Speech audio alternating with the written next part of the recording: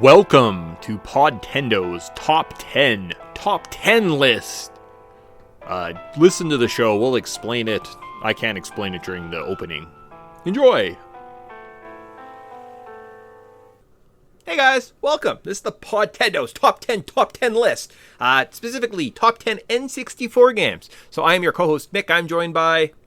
Tyson. Cool. Awesome. Before we get into today's list, again, this might be the first time ever listening to this show, so it is important kind of set up the parameters of who we are, why we're making this list, and maybe how we made some of our decisions today. So we were pretty much in it for the N64 for the whole run.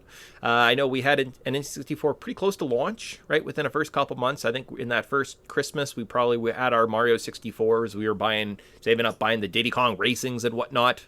Although that might age it. You might be like, well, technically Diddy Kong didn't come out to 97, so that's when you got it. I'm like, gasp. They found us. But yes. We were pretty much early adapters of the N64. We had a ton of these games growing up. The countless Saturday mornings, summer vacations spent just mindlessly grinding through N64 games, collecting them, buying them, having some of our seminal experiences kind of based around essentially this system, this console, right? I thought it'd be kind of important, at least to note off the top that that's where we're coming from today. So a lot of my decisions, I'll let Tyson talk at some point, I promise. Basically, it's, do I find this game fun? Do I want to play it today? As well as I do factor in some of the cultural impact. So if a game blows up and it's the biggest thing and everyone and their dog are talking about it, and like tertiary people in your life and woodwork are coming out being like, have you heard about this? I think that definitely has to be factored into some of my decision making. So as we go through the list today, those are some of the reasons and a little bit of the backstory of why I made my list, where it kind of comes from. For yourself. Yeah, this is, I want to say, one of the first consoles I remember coming out. Yeah, sure. So, I remember, playing the Super Nintendo and seeing all the advertisements. I think it was a Nintendo Power. We might have had a subscription at this time. We might not have. I feel like we kind of, got hooked. This was our console. This was the thing that we spent most of our time playing. A lot of the games on my list are games that I have really fond memories of. I think that they're just really great and hold up well, and they're a good representation of the era. I went a little crazy, as I usually do, with my honorable mentions list, but there's a lot of good games on here, and it's kind of hard for me to narrow it down. A lot of the honorable mention list is kind of more of the flawed games or games I haven't played kind of recently, so I don't know how well they hold up. Yeah. Whereas the top 10 lists are games we've played recently, and I'm like, no, these games definitely hold up. And there's a couple games where I'm like, man, I just want to go play these games right now. So, well, that's a big, if you're willing to pick it up and go for it, I think that definitely includes it on a top 10 list, right? For some reason. So, in celebration of coming up on doing podcasting for our 10th season, we're finishing up season 9 right now. We'll miss our date. Don't worry. Don't you damn worry. Oh, baby. We're going to have no idea that we're in our 10th season until the episode or two after that. That's the tradition. It's happened 8 times in a row. We'll see if it happens a 9th. I'm sure it's going to happen a 10th. We don't celebrate ourselves. Good times. But as we put together kind of a semblance of our childhood in audio form through the guise of Nintendo games, essentially. That's kind of what we're kind of trying to emulate here. Hence why we talk about movies that made important to us, comics and other things. That's what you're getting. So, but today, you didn't come back to hear about us. You're here for the top 10 list. Let's get going. The way we're going to work is we're going to go 10 to 1, because 1 to 10 would be absolute lunacy. And we're going to stop and talk about a game the second time it appears on a list, or if it's just you pure and you're the only guy on the list, that's kind of when we talk about these games. And we'll run 10 to 1, pretty standard podcasting top 10 lists, and let's go to quote Link. Number 10, who do you have at number 10? I got Conker's Bad Hair Day. Okay, I think it's Fur Day. Whatever. It's not on your list, so we can talk about it. Yeah. Great little game. It's the very crude era of Rare. I think this might be one of my favorite Rare games of all time. Yeah. I have it on my Xbox, so I can actually just play it kind of whenever.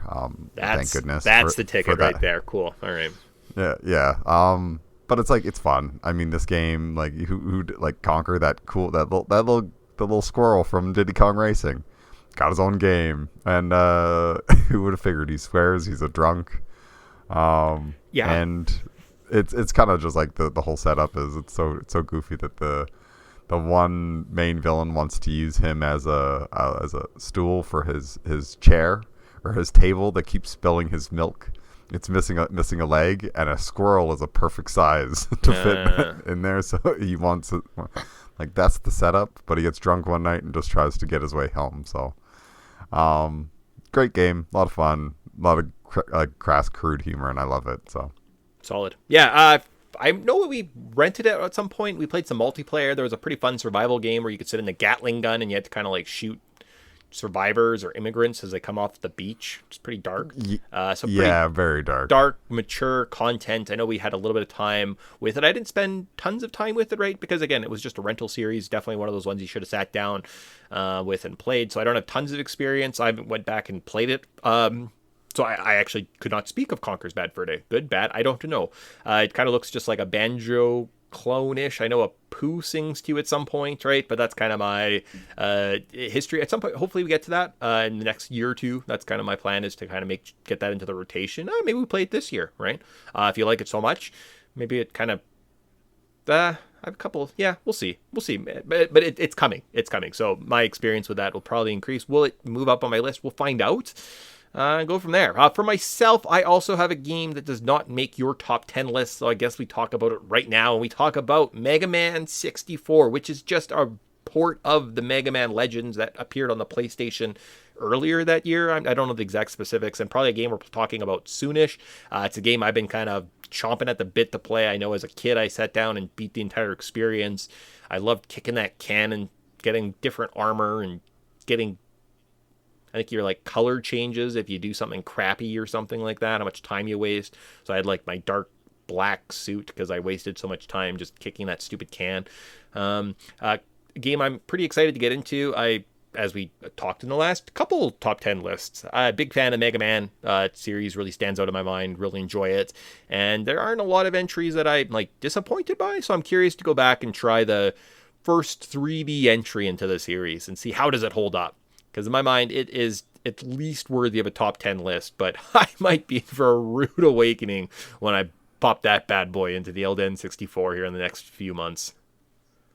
Yeah, I made my honorable mentions because it's a good game. Yep. I played a little bit of it so far just to kind of get my bearings in it, and I think this is one of the few times the N64 is just a far superior game to the PlayStation, I think, because they screwed up the controls or something along those lines. Anyways, but it's a great game, a lot of fun. I mean, this is where I kind of got a lot of my exposure to Mega Man. Was Mega Man 64. I think this was one of the games that this was my collection, or where the heck it was. But I loved it. Fun, great time, and good game, and definitely deserving of a list. Nice, solid. Let's move on to number 9. So who do you have at number 9? I have Perfect Dark, game we recently played. Yep. Another rare game, oddly enough. But I thought it was a lot of fun. Definitely a lot more in depth than I thought it was. And then playing it the way through, it was like, this game was doing some pretty ambitious things. I love how cool the levels are, and there's the different missions.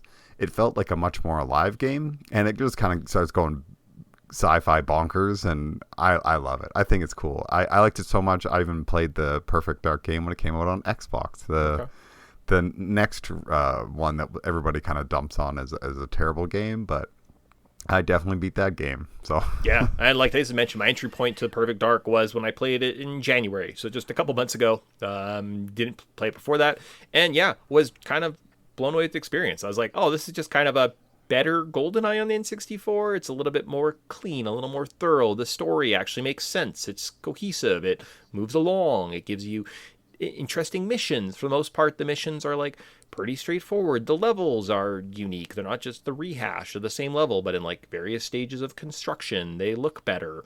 It just kind of is everything and more. I didn't love the first person shooting, right? There was a lot of limitations, some drawbacks, and it just wasn't enough to make the top of my list. Would it make it on my list? Probably. I would say Perfect Dark is probably the best version of that, of the James Bond experience, right? So the world is not enough, the GoldenEye, the Perfect Dark. I think Perfect Dark is probably the best one, and it definitely would make an honorable mention list, right? For myself, if I was to have one, I didn't include an honorable mention list, but it definitely would be right there.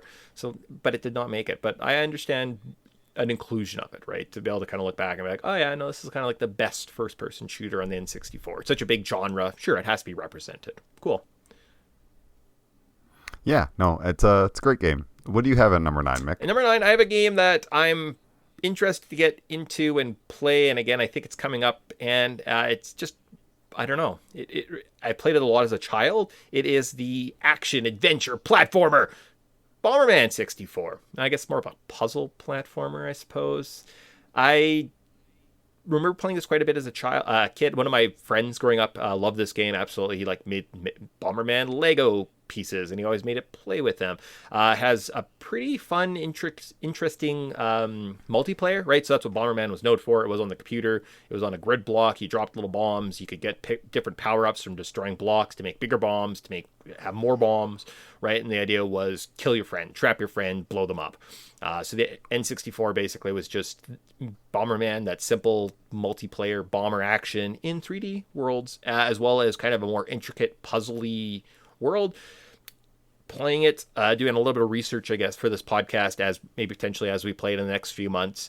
I really enjoyed how interactive and big the worlds were. And in terms of weird, puzzly 3D N64 experiences, I think this is the one I would probably play next. I don't know. There's just a series of bad, weird platform games on the N64 that I'm like, you can't touch that game. It's too weird. It sucks. It's not good. Whereas I think Bomberman 64 is kind of it's okay. It's enough. You can beat it. It is possible. It's not the most challenging thing in the world. It's not too hard. It's kind of fun. It's kind of silly. It's very cute, right? In terms of cuteness. If you like kind of that chibi look, this is like peak Japan chibiness. Bomberman 64, he's a cute, adorable little guy. I feel bad when he gets bombed and blows up and he's twitching and dead. But Bomberman 64, that's why it made my list at number 9. Nice. It's not on my list, but definitely a game that I remember as a kid, and I was remember having a lot of fun with. I just haven't played it in so long. I'm like, I don't even know what to expect anymore. I kind of remember it being a puzzly platformer game where you'd want to bounce on the bombs, and depending on how you dropped them, they would kind of bounce differently. And there were some cool mechanics. They were being creative, and I appreciate that. So definitely a great game. Cool. Is Mischief Makers a game on the N64? I can't remember off the top of my head. Yeah, I feel like that's one of those games that's kind of adjacent, where it's a weird platformer that doesn't make sense. It's a weird puzzly game. Kind of, maybe, I don't know. That's kind of the thing. I'm I think Bomberman 64 is just a better version of that. Maybe I'm completely wrong, and you're like, no, they're not even close, you idiot. Oh, it's a similar style, or art cover. Don't know what it's like. Never played it, but I was like, oh yeah, I remember seeing this box art. Yep. And it's definitely on the N64. Yep. Mischief Makers. Definitely on it. That's a good endorsement for it. How about number 8? Who do you have at number 8? So far, we've had no repeats, so let's see if we can keep it up. Yes, I feel like the top part of our list might get a little bit repeaty, but I got Mario Golf, which I don't see on yours. Nope, I did not include this. Yeah, it's a golf game. It's fun. I think one of the best Mario Golf games, if not the best Mario Golf game. Mario Golf on the World Tour for the GameCube is pretty solid. Okay, that's fair. I haven't played that one. There's a lot of GameCube games that I'm just missing. Yeah, so that one, I love Mario Golf. Okay. It's the one that if I ever want to just play a casual golf game, I'll bust out some Mario Golf. And because there's nothing worse than just mashing the taunt button and just irritating whoever is sitting next to you. It's a great game. It's a lot of fun. Yeah, I love the progression of unlocking characters by actually playing the game, as opposed to just have everybody and now just work on these random things. I like the way it progresses. So Solid. Nice. Mario Golf. Yeah, Mario Golf. I remember we played this a couple years ago. It was for our month of Mario. It was part of a 2-pack, I think, with Mario Tennis or something like that. Like something like that. That's exactly what happened. Don't pretend like you don't know every moment of your life. Come on. Something like that. What kind of a comment is that? Mario Golf. Yeah, it's a fine experience. It's not bad. It's kind of cute and quaint. Save states and rewind features on the N64 online definitely make this game way more accessible and more approachable, and kind of just like, I could sit down and play this and not be like, ugh, I went in the water again, son of a bitch. Oh, Sonny just won 8 holes in a row and beat me. Great, cool. Yeah, he's just miraculously eagling every hole for some reason. And you're like, fine, I'll get hole in ones. Yeah. Use your save state to just abuse the computer back. I can definitely see that making a list. In terms of games that I would return to, that must be a lot of nostalgia speaking for you, like that fondness of just that experience, that game. And we were kind of golfers, kids. We golfed as a child, so then going home and getting the comfort of your buddy Mario and getting to play that at home, I imagine kind of added to that whole experience. So also, like, if you're itching to play golf and it's December, we can't really do that in Canada unless you want to go play indoors, and it's like, I'm just going to play some Mario Golf, and that'll scratch that itch. And I don't have to leave my house. And number 8, I have a game that also did not make your list. I believe it is one of your honorable mentions, but I will include the PS1 Classic. What? I thought this was an N64 list. Yeah, suckers, they made a port of it. 2 discs, 1 cartridge. I don't know how it works. I don't know if it's any good. Maybe I should have done more research before putting it on my list. I'm going with Resident Evil 2 at number 8.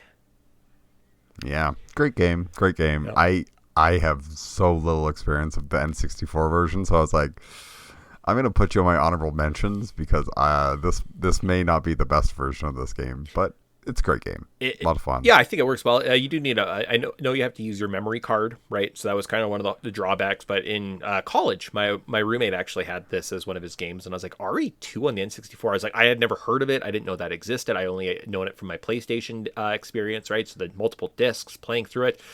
So firing it up, and I think I must have either had a memory card, bought a memory card, or just beat it all in one sitting. But I did go through the experience. It's a little clunky. It's not as perfect, but it does kind of give you that clean survival horror element, right? That the RE series was bringing into the PlayStation at the time. RE2 is a excellent survival horror game. There is some jump scares. There's some horror elements.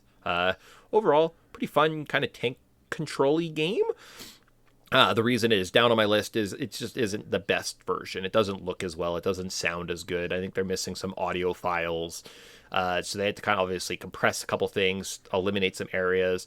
But this game is just such good quality that in any way, shape, or form, and especially in terms of like other things on the, like bottom of my list was games I haven't played in 20 years. I'm like, I think they're good. But the N64 library is not as deep and as immersive as you'd think. A lot of duds out there. So when you see a little gem like RE2 sitting out there, you got to give it some credit, throw it on a list. If you were to build a collection, grabbing this game would be a no-brainer. You'd probably have a great time. You'd be like, oh, wow, RE2, awesome. Yeah, absolutely. Still, I think it's a great experience, but it's also like, man, how did you get 2 discs onto a cartridge that has so little space? Not sure. Magic. Yeah. Magic is all I can say. That has to be the only answer. How about like the magical answer you're going to give when you talk about your number 7 selection? Who are your number 7? I got GoldenEye. Yeah, I'm a James Bond fan, so got to have my GoldenEye game. I prefer the N64 version's fine. I do deeply prefer the Xbox rendition in the rare replay because it gives you proper 2 joysticks, even though Mick recently discovered that you can play GoldenEye with 2 joysticks. Just gotta use 2 controllers, and that's madness. I'm happy that they included it, but it's pretty cool. Cool. I think that GoldenEye is a great game. It's a lot of fun. I just I have a lot of fond memories to it, and I think it's just for the multiplayer alone. It's like if you have one other person to play GoldenEye, it becomes infinitely more fun. The cultural significance and impact of this game and just the multiplayer experience and like the fact that multiplayer 4-player gaming probably came from GoldenEye, right? Every kid wanted to play this game. It was just such a phenom, right? On this console, it kind of helped the N64 keep pace with the PlayStation probably around that time.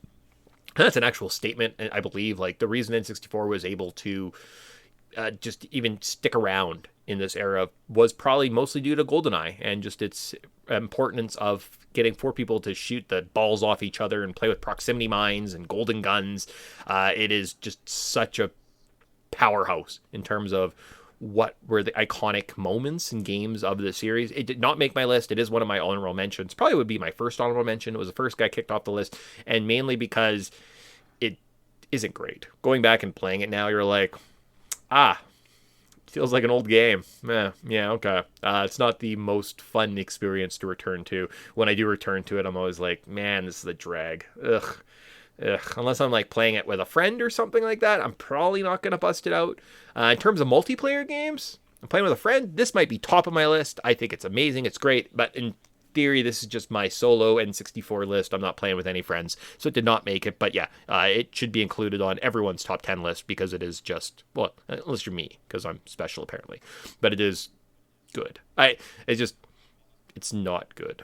Like going back and playing it, and I'm like, oh, I see. Yes, it's definitely of that generation. Yeah. Now, playing with some friends, this is the first one I'm picking out, and I'm like, this is awesome. We're going to have a good time, right? So I get that. Definitely. Yeah. You got a number 7. At number 7, I went with one of the, I guess, kind of the breakout for this series, right? Star Fox did exist on the Super Nintendo. The second one never ever made the release until the N64 or the Super Nintendo Mini that came out a few years ago, right? But Star Fox 64 was one of the launch titles, and it just really kind of showed off the powerhouse system. Well, no, it showed some of the capabilities that the N64 could bring to us. The do a barrel roll became a very memeable event, and in terms of iterations, I don't know if Star Fox 64 has ever been beaten. They've released some other Star Fox games. I think there was one on the Wii U that was just a clean remastered, essentially just Star Fox 64. It was the same beats. It's the same plot. You go through different systems. It's kind of an arcade shooter. You have to learn how to boost, when to use your shields, how to get different power-ups, and save. Going through and playing Star Fox maybe on the N64 with save states, or so the N64 Online might be the idea, right? Like sitting down and playing through this game, saving, you're like, I did pretty good in the first part, save, so you don't get like wrecked because like you didn't boost and like you get hit by 4 falling posts and you're like, well, now I'm dead, damn it.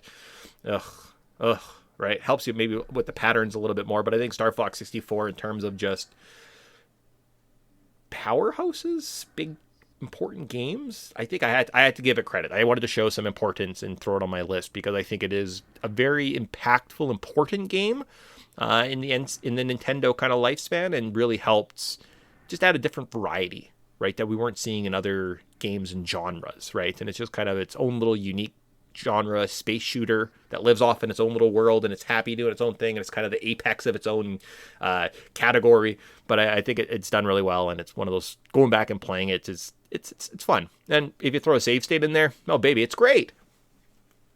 Yeah. I'm definitely sitting on my honorable mentions.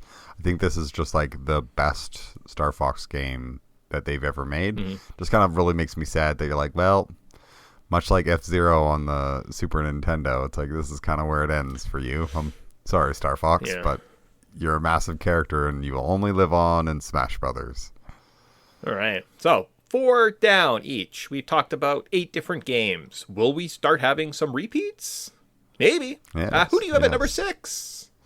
I have Mystical Ninja. Pulled an audible, but no. Okay. Mystical Ninja sitting in 6, but I see it's on yours, so we'll talk about it later. Sounds good. And who do you got at number 6? I have Paper Mario, which I see shows up later on your list, so we will talk about it later, which jumps us right to your number 5. Who do you have at number 5? I got Smash Brothers, and I don't see it on your list. Nope. Which is probably fair because the N64 Smash Brothers is a slow, not good system. Melee perfected it. This just kind of got it going. But I remember like really loving it and having lots of fun with it and learning who's you're going to be your main in the game. There was always those people who played like Ness and Fox, and it was like, I wish I could be like you guys, but I'm a Link guy. I will always play Link. So. Wow, and in terms of how we talked about GoldenEye, and how GoldenEye was kind of that first person shooter. Yeah, this is the second double feature of your party game. As a kid, you throw Smash Brothers on, everyone gets to pick their favorite Nintendo character and just beat the piss out of each other, and Pikachu's got a giant hammer and he's like smashing the fuck out of Jigglypuff, and you're like, yeah, get some. It's a good time. Tons of competition. Yeah, they're definitely better iterations. This is not the best Smash Brothers game by any stretch of the name. It was the first. It has its limitations, and just not bad to play as a one-player experience, right? If you can beat story mode, beat it on medium hard, do all the break the targets, right? Hit the platform challenges with all the characters. It really helps you kind of flesh out the characters, and you're going to be far superior than all your friends, right? So that kind of forces your friends then to sit down and play the single player experience just so they can keep up with you in the battle arena, right? And in terms of that, yes, this is the first, this is the best, this is the cultural significance. I just don't think I want to play Super Smash Brothers, hence why I didn't make my list, but definitely an honorable mention because I think of all just the good stuff it brings, right? So that and GoldenEye are chilling in the honorable mention list, just being like, I get you, your multiplayerness, I thank you, gaming thanks you, right? Friendships that exist as a result of it, thank you. But I just not going to put you on my top 10 list because I think it's been done better. Yep. Yeah. No, that's fair. Cool. Who do you got at number 5? I have Majora's Mask at number 5, but I see it appears higher up on your list, so we'll talk about it then. Who do you have at number 4? This is where I have Paper Mario. Perfect. So we can talk about it. Yeah, great game. I love Paper Mario. I love the little story. I love all the characters. Everybody's so cute. It's such a cool little world. I still think of Mario falls off a cliff and then slowly flies down like a piece of paper would, and just like, oh, this game's so cute. Mm-hmm. It was a lot of fun. Great levels to explore. Bunch of cool little buddies that you can work with. Good active game. Actual battle system where you can actually block. And you're supposed to use your timing to do more damage. Great game. The badge system was perfect. Mm-hmm. I love the original Paper Mario. I think it's fantastic. Oh, this is definitely... Thousand Year Door was great. Did we play Thousand Year Door on this podcast? No, not yet. No, but it came out last year and I beat it. And I was like, oh, you should also beat it. And you're like, I just never beat it. And I was like, okay, we'll do it later. Okay, so I have to play it again. Cool, sick. That's good. Thousand Year Door is also incredible. Paper Mario, the original for the N64, is just, one of those heartwarming, towards the tailor end of the N64. So N64 was kind of dying. You did have to bust it out to plug this one in to actually play through the game. Worth it. I've played through it multiple times. It was, sadly, the game we were playing through when my dog died. So that was kind of the sad moment of being like, well, I played Paper Mario and then put my dog down and then cried while I finished Paper Mario. So that always lives in my mind, which isn't the best memory ever, but it happens, right? And it's just tied to that now instinctually in my brain. However, it is just such a fun experience. I've gone back to it since then, right? And played through, I think since we've done the podcast, I've played it on the Switch Online because I'm like, well, that'd be a fun thing to do while I exercise or just as my little side game. Super cute, super fun. It was a great world to kind of get to play through with my friends and talk and learn and find all the little tips and tricks, and it stands out today. I would go play it in a heartbeat. I think it's super fun. It just didn't make my top 5 because my top 5 I feel are all very elite N64 experiences. But not to discredit it, it belongs right up there with any of these other powerhouses, right? It's below Majora's Mask on my list. So Majora's Mask was really good. It's just, it just happens to be really good. Okay. For myself at number 4, I have Diddy Kong's Racing. Second game, first game we ever bought. And Mario 64 was gifted to us. Second game we ever got was Diddy Kong Racing. And oh boy, did we find ourselves a gem. It is one of the most incredible racing experiences that exist, right? We all now think Mario Kart as the gold standard. Oh, Mario Kart is great. You ever played Mario Kart 64? It sucks. It's terrible. It is not fun. It's it's almost too hard. Even on the 50cc, you sometimes end up in third or fourth. The visuals, because of the way that they kind of have it scaled, makes you feel kind of sick. My wife indicated she played it with our nephew a couple weeks ago, and they all stopped. Her and her brother both stopped after a race because they're like, oh, I feel sick. I don't get that with Yeah. Diddy Kong Racing, right? It's a fluid experience. It's fun. It gives you a new list of characters. The upgrade system just makes sense. In fact, it's kind of a challenge to get 10 rockets, and you have to hit the same red balloon 3 times and like save it. It's not just a random block. Oh, look at the random blue shell. Ha ha ha. I hate that part of Mario Kart. I think Mario Kart is one of the poorest examples of video game racers where it's just stupid and it doesn't make sense and it's not fun. Whereas Diddy Kong Racing does reward people for skill and challenge, and it had a challenge in the game. Collect all the coins. You had to play through reverse laps. It had bosses. It had a fun story mode. It was compelling to go through, right? It was just such a great experience from Rare. It's my only entry of Rare, which dominated N64. It should be a curse that I did not put more Rare titles on my list, right? Although a couple of them made honorable mentions, right? Like the GoldenEye, Perfect Darks. I see you guys. You're chilling right there. Hey, what's up? You just don't want to play right now. But I think this is just an excellent, awesome experience. When putting together a list, I was like, I think I'd rather play Diddy Kong than Majora or Paper Mario. Like right now, what do you want to do? I would probably play some Diddy Kong Racing, right? Especially in multiplayer. We were talking about how important multiplayer was with the Mario. Well, we didn't mention Mario Party, but honorable mention, Mario Party was big. Smash Brothers, GoldenEye was big. I think Diddy Kong Racing kind of gave you a little bit of everything. It gave you the battle modes. You got the pyramid, the water levels, right? Those were fun. All the racing that you could do in this game. It just had such variety. It was good for or single player, multiplayer. It was just very fulfilling, and that's why it made number 4 on my list. Yeah, that's fair. I love Diddy Kong. It's sitting in number 11 on my list. Great game. I love the open world. I love to be able to like explore. Love the challenges. Love the characters. Great soundtrack. Like you just like that character start screen. I don't know why. It just like makes you want to start dancing. It's like it's a good game. It's a lot of fun. It's got its own little story. The only negative I can ever say about this game is the stupid volcano challenge where you're with the eggs. Oh yeah, I hate that. That's the worst level, but that's one bad level in a sea of magnificence. So it's a great game. Cool, solid. That puts us into our top 3. So we'll do 2 more, then Tyson can run through his honorable mention list. I've kind of like alluded. We'll see actually if I can remember what I've said thus far. So who do you have at number 3? I got Majora's Mask. Okay. So the second time we mentioned it. I got a little bit higher than you, but I love this game. It's a lot of fun. It's tricky. There's a lot of like little things to remember. The order of operations, so the 3-day cycle. It's like this is perfection. Mm-hmm. This is like it gives you something to do. I guess you could kind of get frustrated if you just miss something on like day 2 or whatever. They're like, well, I got to reset everything. But it's like you don't really lose a lot by resetting. You lose like just go. Give it to the banker, reset the day, and then reset the time cycle and go all over again. And I think this game gave us a lot of replayability. It was cool. Like you got to play as all the different characters, like the Zora, the Goron, the Deku shrub, and it's like there was just like a lot of fun mechanics built into this, and the whole mask system was just awesome. Yeah. So I love this game. I think it's fantastic. I agree. I also believe it is great. It's a fun experience. In terms of would I go back and play it, there's parts I don't like. There's parts like just like a little hang-ups. I'm like, ugh, I hate to get through the swamp. Ugh, I hate to do this. And then I get to kind of like the final end of the game and I'm like, oh, cool, awesome. But there is just, I don't know, like little moments where I'm like hesitant. And it was literally that hesitation to be like, wait, what would I play?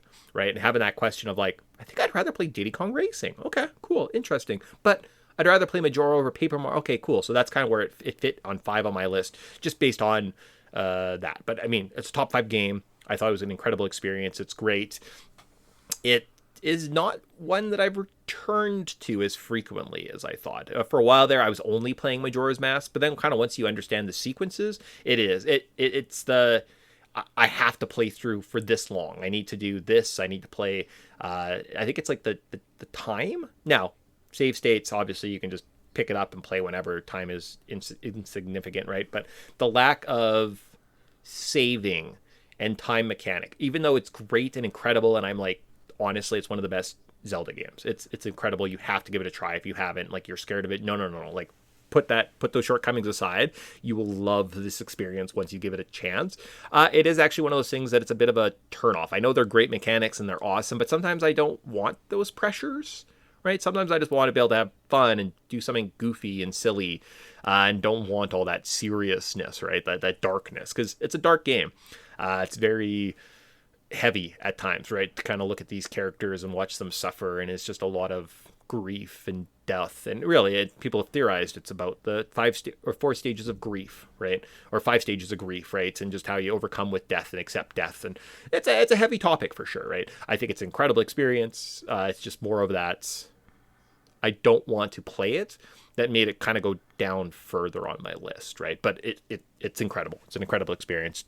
Deserve the top 3 ranking, no problem. Yeah. Who do you got at number 3? I have your number 6. I have the game we played last year, Mystical Ninja. You want fun, crazy, over-the-top world that's fun to get into and kooky and bizarre and has you doing bonker stuff like smacking weird guys with balloons? Mystical Ninja. And a great soundtrack. Oh, great soundtrack. Oh my gosh. Like even the sound, the plasma guy. Yeah. Like who doesn't like if you can play this game and not smile, you don't have a heart. Yeah. This game is precious. The amount of just personality that oozes out of the screen and this as you kind of run through feudal Japan in this crazy mystical ninja world. I had just that absolute blast. It was one of the games I was looking forward to playing most probably in Podtendo history, and I think that's just playing through it last year and getting to talk about it cemented it as like it is a great title. It deserves as much credit recognition. I just played it last year. I'd play it again, now maybe playing it again right away I'd be like, yeah, I'm done with it. Okay, I'm good. But I think in terms of overall control, adventure, it's outside of 1 or 2 points. Like literally, it's like finding the fire coins is the toughest part of that game. And if you figure that out, you're good. You're set. It's pretty straightforward. The conveyance isn't bad. The delivery girl getting to the end stage to deliver some sushi where you've spent like 40 hours like fighting through all these dungeons. You're like, oh, come on.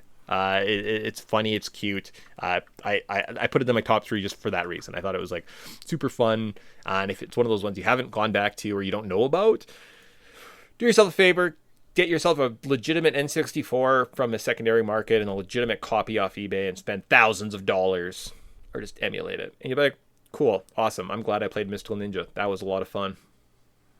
Yeah, it's so good. It's a lot like just.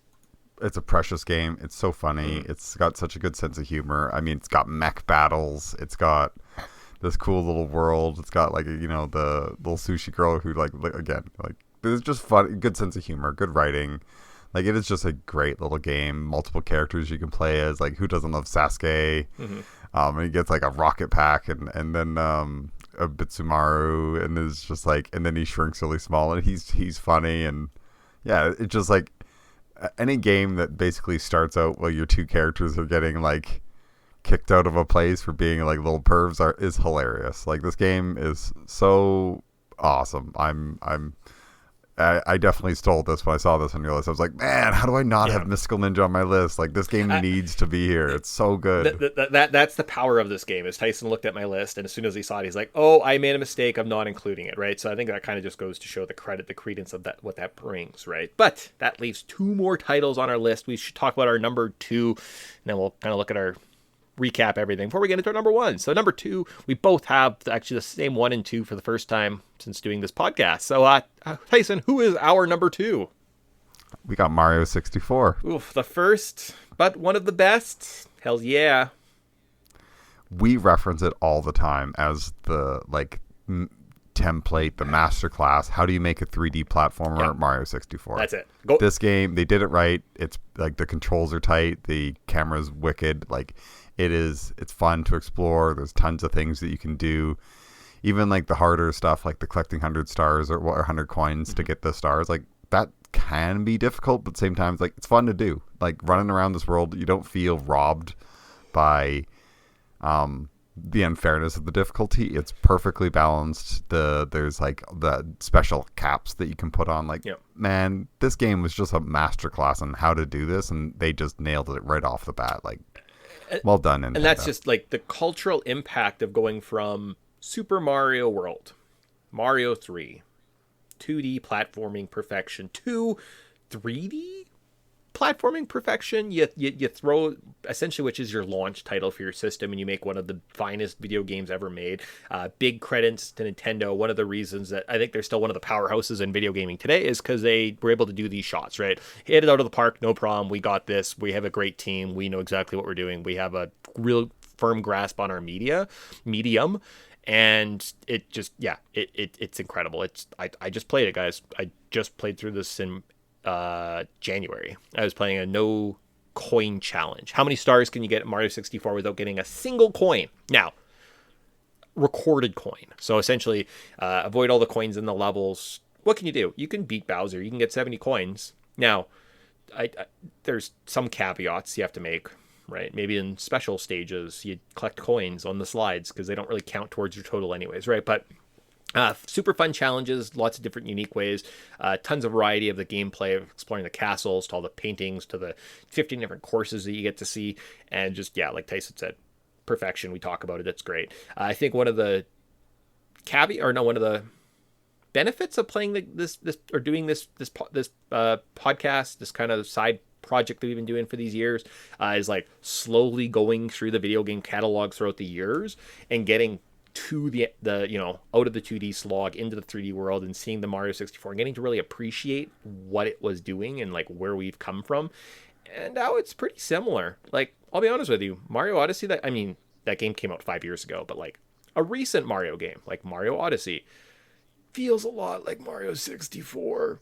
It's kind of like they like hit the formula and they were just like, we're just never going to change this ever. So it's great. It's awesome. Hence why it's our number 2 on our lists. Absolutely. Great game. Definitely like a landmark title. So sweet. Cool. Deserving of number 2. Cool. So why don't you run through your honorable mentions and then we'll do a recap of 10 to 2 and then we'll talk about number 1. Sure. So number 20, I got Gex 64. Flawed, but it's Gex. Number 19, Mega Man 64. Number 18, Pokemon Snap. Number 17, Mario Party 3. 16, Resident Evil 2. 15, The World Is Not Enough. 14, Turok. 13, Star Fox. 12, Tony Hawk 2. Number 11, Diddy Kong Racing. Cool. I might as well run through the rest of it. So number 10, Conker's Bad Fur Day. Number 9, Perfect Dark. 8, Mario Golf. Number 7, GoldenEye. Number 6, Mystical Ninja. Number 5, Super Smash Brothers. Number 4, Paper Mario. Number 3, Majora's Mask. Number 2, Mario 64. Cool. My honorable mention list doesn't exist. Every game is terrible. Every game is as bad as WWF Attitude is, if you didn't make my list. And just remember that. You're all categorized the same. You're dead to me. You're that same trash pile. Yep. I don't care. I don't care what's over there. Don't even want to look at Perfect Dark, GoldenEye, or Smash Brothers. No, I'm not even thinking about you at all.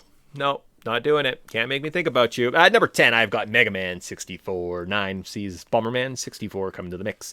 Number 8, I've got RE2. 7, Star Fox 64. Number 6 is Paper Mario. Number 5 is Majora's Mask. 4 is Diddy Kong Racing. 3, we see Mystical Ninja. Number 2, just like Tyson, I have Mario 64. And that leaves only one game that we have not talked about. That's right, guys. Number 1, we have 1080 Snowboarding. Absolutely. Greatest game ever. Man, landmark title. Do you want to just hate your life and play this and like always crash and like not even beat the first level when you're playing through it one time and you play through it 4 times and you're like, how do people unlock things? Like, this game sucks. Yeah. It's like I can't even get to the bottom of this mountain. No! Like, this blows. Yeah, I can't even get through the time. Like, I can't do it. I crash and I fall and I'm like, oh, maybe I'll do a trick, and then I do a trick and it's like, no, you're really slow. What? Yeah. What do you want from me? Misery loves company. And that's why it's the best N64 game. Yep, absolutely, hands down. Okay. Well, that's our list, everybody. Yep. But what's the real one?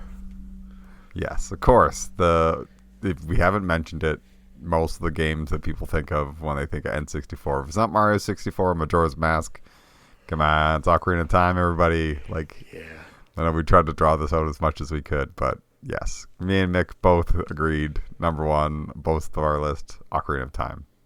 Need we say more? It's one of those things. I'd love to come back and tell you the flaws and tell you what's wrong with it, but Nintendo's first iteration into a giant 3D world storytelling through Zelda blew it away. It rocked the actual cultural foundation of what we were standing upon. Everyone and their dog was talking about this game. Have you seen it? Have you played it? It's so big. It's so crazy. We had an uncle that would tell us, he's like, oh, I have a friend that has an N64. I just go over to his house sometimes and watch him play it. And he was like in his 40s. And I'm like, wow, cool, awesome.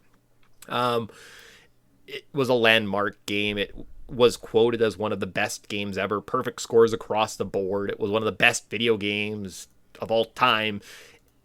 I still kind of feel that way. You know, like I would love to be able to step back and have critical glass and be like, well, actually, it's a flawed experience and this isn't good and this is... No, guys, Ocarina of Time, hands down, top to bottom is just such a clean, fun experience that kind of influenced just how every other 3D Zelda game, up until Breath of the Wild, I'll give it credit. Breath of the Wild definitely changed the envelope, right? But you have Zelda 1, well, Link's Awakening's pretty good too. So maybe Link's Awakening is like kind of like that. Wow, this is amazing. Ocarina of Time. Wow, this is amazing. And then you have to get all the way to Breath of the Wild before we hit another like, oh, you did it. Everything in between is just a copy, a clone,